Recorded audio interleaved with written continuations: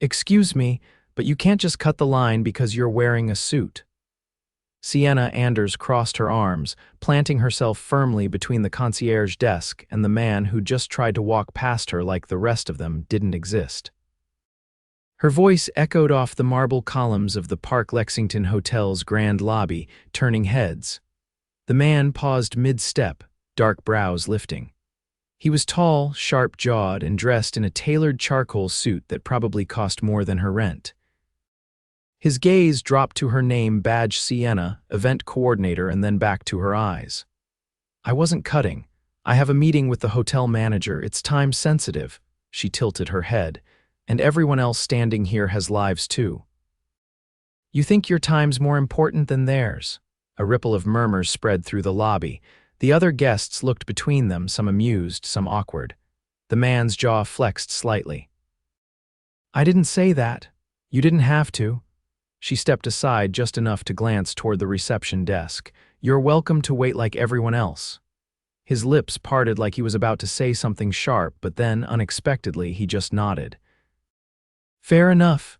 He stepped back, sliding his hands into his pockets. Sienna blinked. She'd braced herself for a full-on entitled meltdown, not acceptance. The moment passed. The concierge waved her over, and she hurried to handle the welcome basket for the gala upstairs. But as she walked away, she could feel his eyes on her. She didn't know his name. She didn't know that in less than a week he'd change her life. What were you thinking, Sienna? Her manager hissed later that afternoon as they stood in the back office. Do you even know who that was? Sienna dropped the clipboard onto the desk, exasperated. Some guy who thinks the world revolves around him. That guy is Jackson Grant, she blinked. Who? Jackson Grant, her manager repeated like she was slow. Owner of Grant Holdings, he's a billionaire.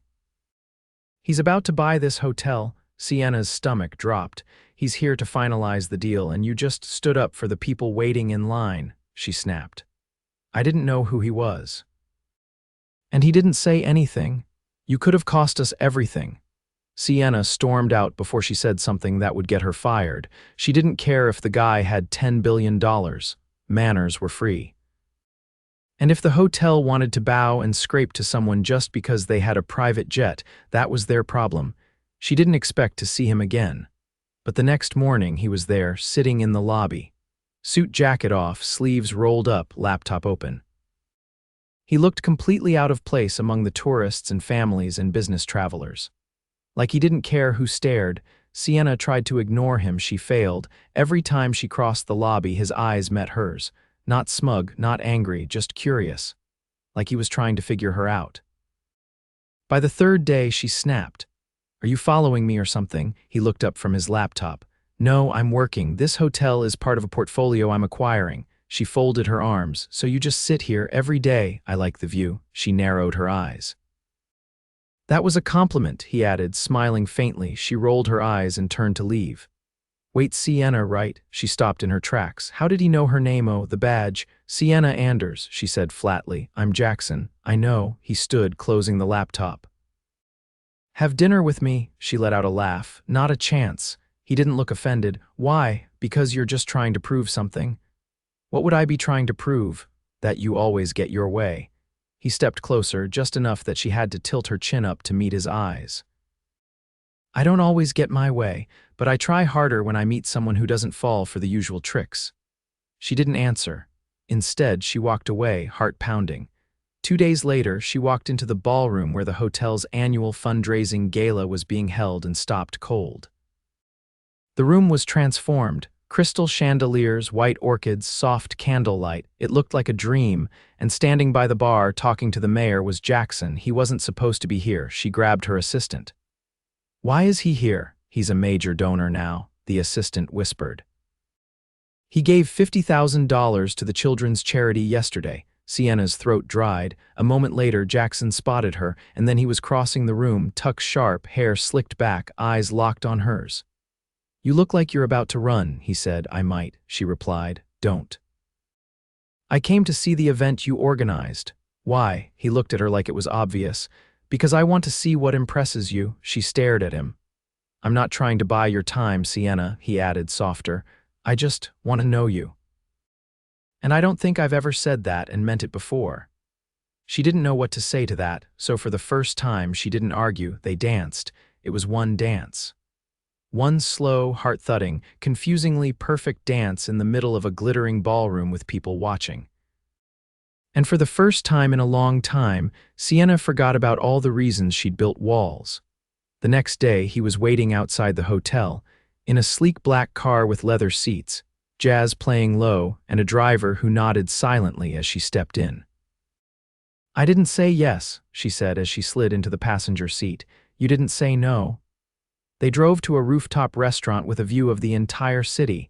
No menus, just a chef who brought out course after course, each better than the last.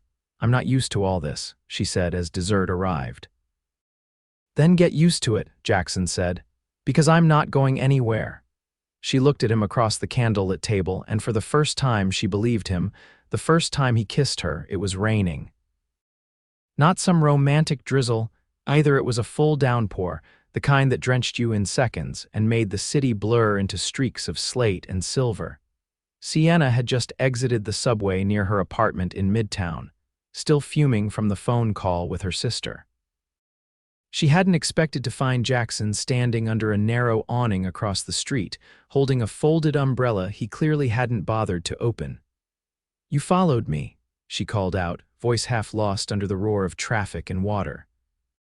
"No," he said, walking toward her without hesitation, shoes splashing through puddles. "I was in the area. In a suit." Bad planning. She stared at him, soaked hair clinging to her cheeks, water dripping off her chin. "Why?" "Because I didn't want last night to be the end of it. And because I haven't stopped thinking about you." He paused in front of her, water streaming down his face. "May I?" Before she could answer, he kissed her. It was warm and firm and completely unguarded, and the world around them disappeared. No horns, no rain, no New York noise. Just him grounding her in a storm that suddenly didn't feel so chaotic. When they pulled apart, her breath caught. "You shouldn't do that," she said softly. "Why not?" "Because I might let you do it again."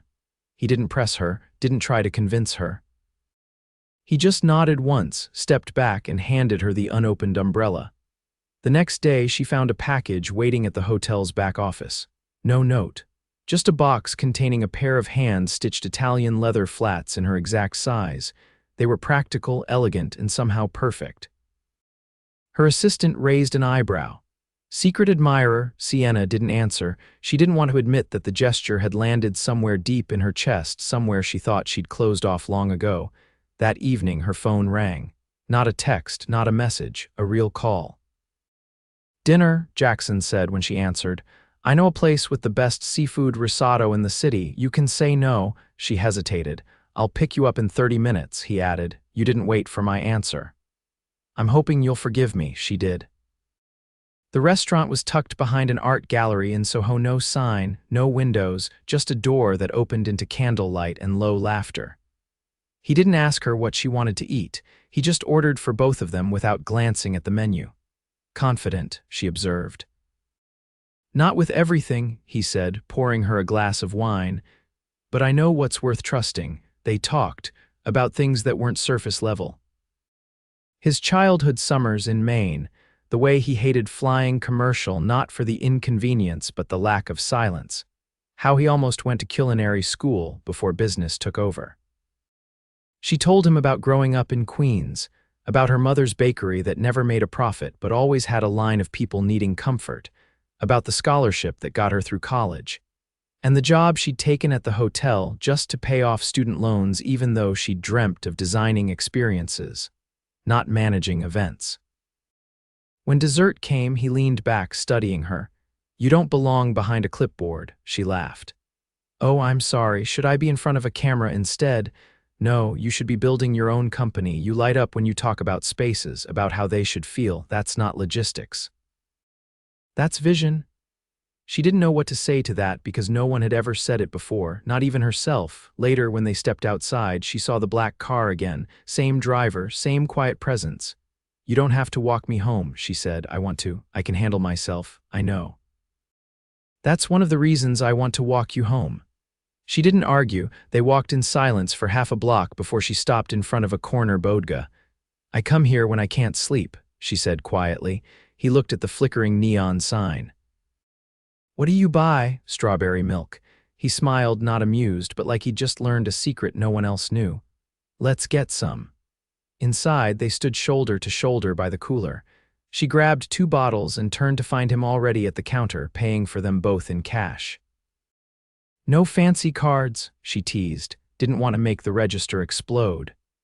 They drank the milk on the curb, watching the city move around them, fast, loud, unapologetic, just like her. "I'm not used to this," she said suddenly. "Not just the dinners or the whatever this is. I'm not used to someone seeing me." He didn't say anything for a moment. Then, "Maybe I see you because I know what it's like to be looked at without actually being seen." She glanced at him, surprised. "My father never thought I'd amount to much," he said quietly. "Said I didn't have the focus. That I was too distracted by people, by emotion. But I built Grant Holdings from nothing. Not because I wanted to prove him wrong, because I wanted to build something that couldn't disappear." She hadn't expected vulnerability, not from someone like him. But now she was starting to understand he wasn't just the tailored suits, the driver, the rooftop dinners. He was a man who'd clawed his way through expectation and come out the other side scarred but standing. She reached for his hand. He let her. Neither of them said anything else, but everything had already changed. "I can't accept this." Sienna stared at the gold-embossed envelope in her hand, her fingers tightening around the edges as she stood in the middle of her modest kitchen. The morning light filtered through the window, catching on the shimmer of the thick paper. Inside was an invitation hand delivered to the exclusive Windsor Foundation Gala. A black tie event so elite it wasn't just invitation only, it was rumor only. People whispered about it. No one she knew had ever actually been. Jackson leaned against her counter, tie loosened, sleeves rolled up, his expression unreadable. "It's not a gift, I want you there with me." "Jackson, that's not the point." She set the envelope down with deliberate care. "I don't belong at a place like that. I organize events for a living. I don't attend ones where the napkins cost more than my monthly rent." "You're not furniture, Sienna. You don't need to match the room to deserve to be in it." She crossed her arms. "This isn't about insecurity, it's about reality. I step into a room like that, and I instantly become the odd one out. People will ask who I am, and when I say I'm not famous or rich or related to anyone with a last name that ends in the third, they'll look at me the same way they did at last year's hotel gala, like I'm the help who wandered into the wrong ballroom." He stepped forward slowly. "Then let them wonder, let them ask. You don't need to explain yourself to anyone." She looked up at him. "You really don't see it, do you?" "See what?" "The gap. Between your world and mine, you move through it like it bends for you. I move through it hoping no one notices I'm not supposed to be there. That's the difference." There was a long silence before he said, "Come anyway." She hesitated. "Why?" "Because I want to be the one who doesn't belong if you're not there." She didn't respond, not then. But 3 nights later, she stood in front of her mirror, zipping up the dress her best friend had lent her from a photo shoot sample, a deep navy gown with sharp lines, and a low back that made her feel like maybe, just maybe, she could stand beside him. The car that picked her up wasn't the sleek black sedan this time, it was a vintage Rolls-Royce, with a driver who addressed her by name and offered her a glass of champagne she politely refused. When she arrived at the gala, Jackson was already waiting on the steps. He looked different. Not just refined, he always looked refined but distant, like the version of him she'd never met.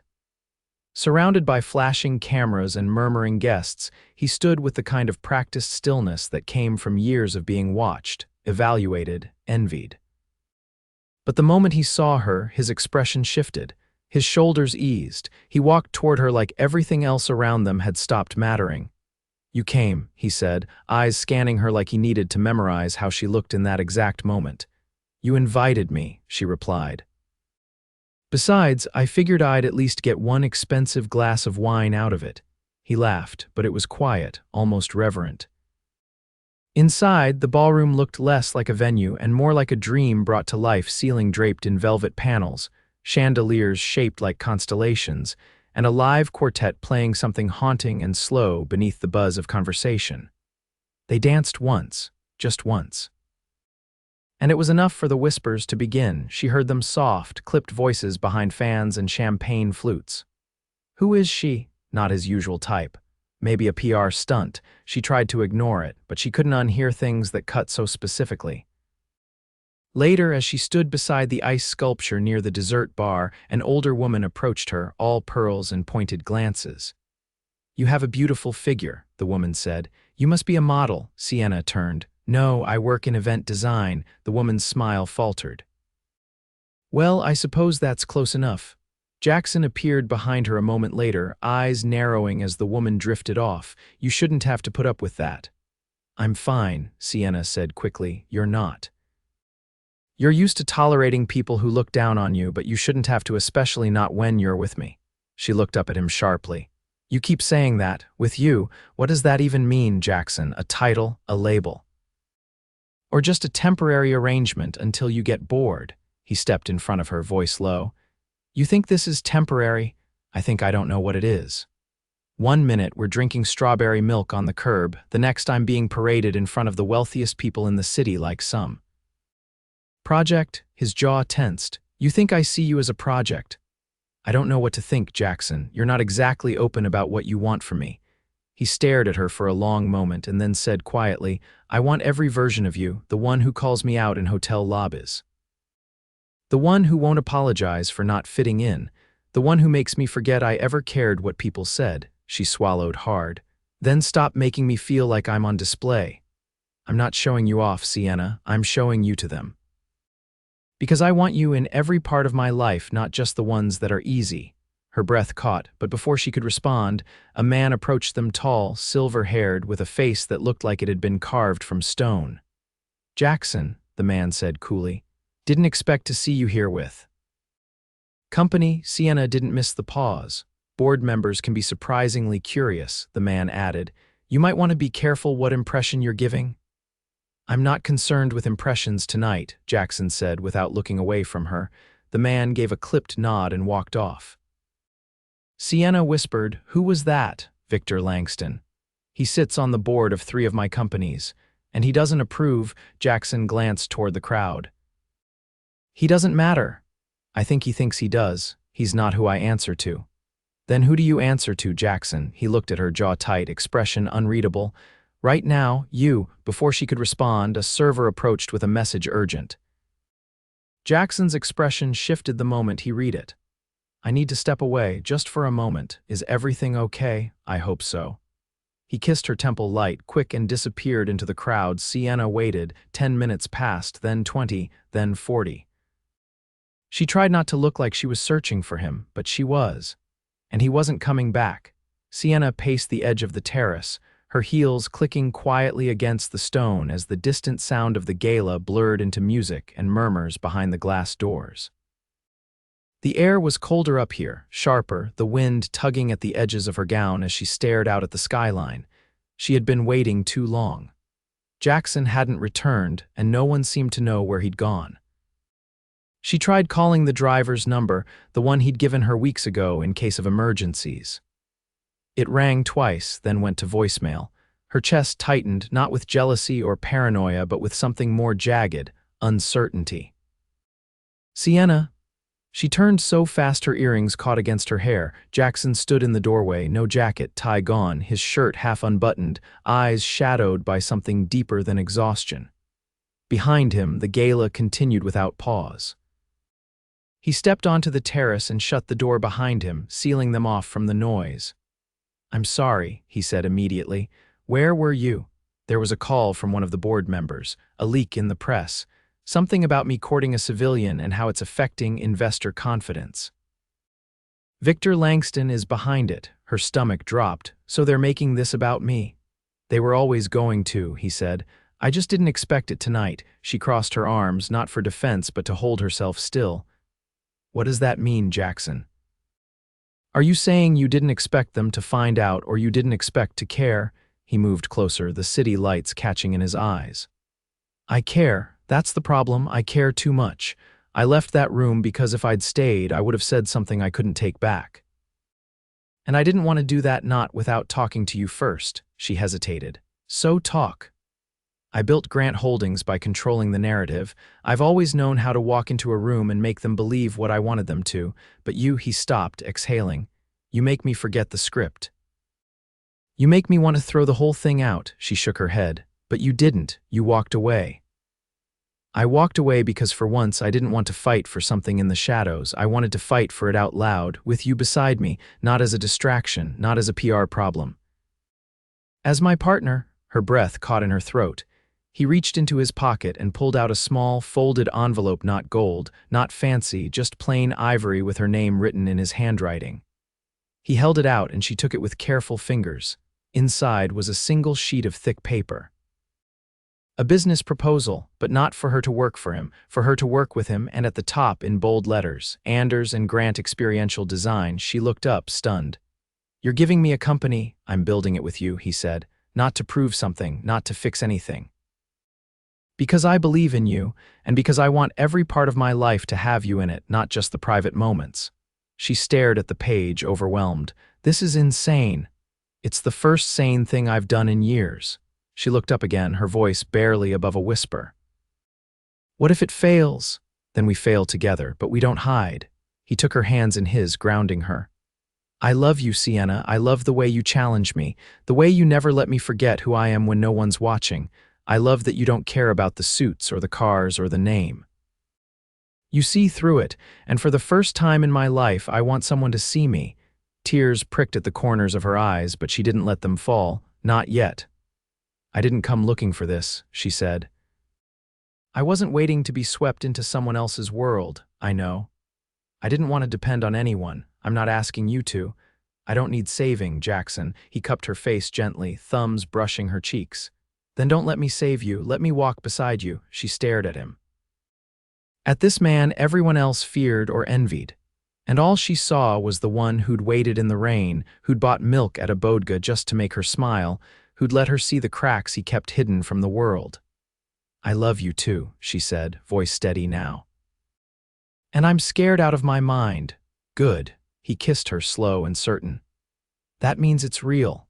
The next morning, the headlines were merciless. Billionaire heir abandons gala mid-speech for mystery woman Jackson Grant's unscripted romance. Business or blunder, but none of it mattered. Because 2 days later, they stood together in a sunlit office space in Tribeca, bare walls, open beams, and a blueprint of their future rolled out across a drafting table. He handed her a pen. She signed her name beside his. And just like that, they weren't from different worlds anymore. They were building one of their own. The office smelled like fresh paint and ripe potential. Outside, late spring rolled over Manhattan with a breeze warm enough to keep the windows cracked, letting in the distant hum of traffic and the occasional burst of laughter from the street below. Inside, Sienna stood barefoot on the polished concrete floor, surveying the towers of unopened boxes labeled with everything from lighting samples to fabric swatches. Her laptop sat balanced on the corner of a drafting table, open to a spreadsheet filled with vendor pricing, none of which made her stomach drop anymore. Jackson walked in carrying 2 coffees, his tie draped over his shoulder and his top button undone. He set one down beside her and leaned against the desk, watching her finish typing. You've been at it since 6, he said quietly. I wanted to get the budget for the rooftop install finalized before the call with the architect. You know we're ahead of schedule, right? Doesn't mean I want to fall behind. He handed her a muffin wrapped in wax paper. Eat, please. I already watched you skip lunch yesterday. She took it with a sigh, but she smiled. You're starting to sound like someone who's in this for more than the designs. I'm in this for you, he said, brushing a strand of hair behind her ear. The business is a bonus. She didn't look away when he said it. She didn't flinch anymore when someone cared out loud. The buzzer went off, and a moment later, a delivery guy appeared with a garment bag held reverently in his hands. Jackson signed for it, then brought it over with a quiet kind of anticipation. What's this? She asked, wiping her hands on a towel. He unzipped the bag and revealed a sleek, structured ivory jumpsuit with a tailored waist and delicate pearl detailing across the shoulders. Something for tonight, he said. We're not going to another gala, I promise, just dinner, somewhere quiet, but I wanted you to have something new, something that wasn't borrowed or rushed. She ran her fingers over the fabric, stunned. This looks custom. It is. He didn't add anything else. He didn't need to. Dinner that night wasn't at a restaurant. It was on the rooftop of their building. A long table had been set beneath a canopy of string lights, surrounded by potted olive trees and lanterns glowing softly in the dusk. There was no staff, no waiters. Just a private chef who nodded once and disappeared after setting down the first course. Sienna turned slowly, taking it all in. "You did this." "I wanted something that felt like us," Jackson said. "Not the version people expect, the real one." They ate slowly, with no rush to fill the silence. The city stretched around them, golden and endless, but for once neither of them felt like it was racing past. After dessert, he stood and held out his hand. "I know I'm not supposed to make big declarations," he said, pulling her up gently. "Says who?" He reached into his pocket and pulled something out, not a ring box, a folded sheet of paper. She recognized the letterhead instantly, a permit for a commercial space 3 floors down from their office. "I bought the adjoining unit," he said. "It's yours. For you to design start to finish. No restrictions, no investors to answer to, just your vision." Her heart thudded. "You didn't have to do that." "I know, that's why I did it." She looked up at him, completely still. "You really see me, don't you? I always have." Even when I didn't understand what that meant, she reached for his face, cupping his jaw, her voice low. "Then let's stop waiting for the other shoe to drop. Let's just be in this, fully." "I was hoping you'd say that," he said, and kissed her like he'd been holding his breath for weeks. They didn't leave the rooftop until the candles burned low and the chef came back to clean up. They walked barefoot back down the stairs, shoes in hand, and curled up on the couch in their shared apartment, still half-dressed, still laughing. Weeks passed, and the soft launch of Anders and Grant Experiential Design came faster than either expected. Their first project, a boutique hotel in the Catskills, brought long hours, piles of material samples, and frequent fights over things like light fixtures and floor plans. But every argument ended with compromise, with respect, with arms around each other and whispered apologies that didn't feel like defeat. One evening, after a particularly long day on site, Sienna came home to find Jackson standing alone in the empty space he'd bought her. It was still unfinished, but the walls had been primed and samples lined the floor in careful rows. "You're here late," she said, stepping inside. He turned, a small smile on his face. "I wanted to see what it felt like at night. It's different." She walked up beside him. "You're starting to sound like the creative one now." "I've had a good teacher." She leaned her head on his shoulder. "You know, I used to think the only way I'd ever get here was if someone pulled me up. And now I know I climbed here. But you grabbed my hand when I didn't think I'd make it the rest of the way." He wrapped his arm around her waist, pulling her close. "I didn't save you, Sienna. I just refused to let you forget how capable you are." They stood in the quiet for a long moment, the city pulsing beyond the windows. Then he pulled something else from his pocket, not a permit this time, but a ring. No box, no flash, just a platinum band with a single round diamond, elegant and direct. "I don't want to do this like I've done everything else," he said. "No press releases, no grand event. Just me asking you, the woman who rewrote every rule I thought I needed to follow, will you marry me?" She didn't hesitate. "Yes, 1,000 times." He slid the ring on her finger and she kissed him like it was the first time all over again. The wedding was small. Just friends, family, and a rooftop strung with flowers.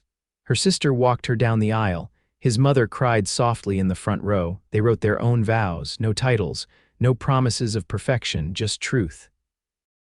Afterward, they danced barefoot under the stars, the city glittering around them like a blessing. Years later, a framed photo sat in their office, Sienna in a charcoal blazer, Jackson in rolled sleeves, both laughing over a paint-splattered mood board. Their company grew. They hired a team. They designed spaces that made people cry when they walked in.